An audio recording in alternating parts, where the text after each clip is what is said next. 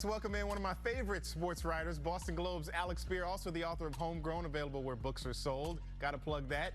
Alex, let's get right to it. You reported former Red Sox manager Alex Cora, now a finalist for bench boss in what would be his second go-round. There are reports Phillies player information coordinator Sam Fuld also among the list as one of the leaders in the clubhouse, so to speak, for manager. Who else are you hearing is in that mix? I think that it's down to those two at this point. I think that the field was down to three as of midday on Thursday.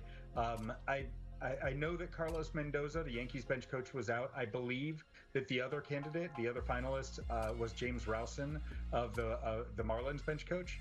But I believe that this is now a choice for the Red Sox between Alex Cora, who's familiar to a lot of people in the organization, and Sam Fuld, who is viewed as kind of a potential rising managerial star on the game, but who's familiar to fewer people in the organization, but who's very familiar to Chaim Bloom, the Red Sox chief baseball officer, from the time they spent together in Tampa Bay. Okay, wow. So now down to a two-man race, but as it relates to Alex Cora being a finalist, it kind of begs the question on the other reported names we're hearing, if they are real options. They all seem to be guys who in casual baseball circles, under the radar type of names.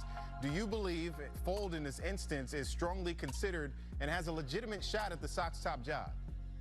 Yes, 100% yes. If you think about what Chaim Bloom when he was in Tampa Bay, he was part of two managerial searches. One of which netted Joe Madden, who at that point had no prior managerial experience, a lot of coaching experience, a lot of minor league managerial experience, never a big league manager. And the other one was the other search that they had resulted in Kevin Cash being hired at a time when Cash's only coaching experience was as a bullpen coach in Cleveland for 2 years, never a coach in the dugout. So he's willing to go off the grid a little bit outside of the conventional career path.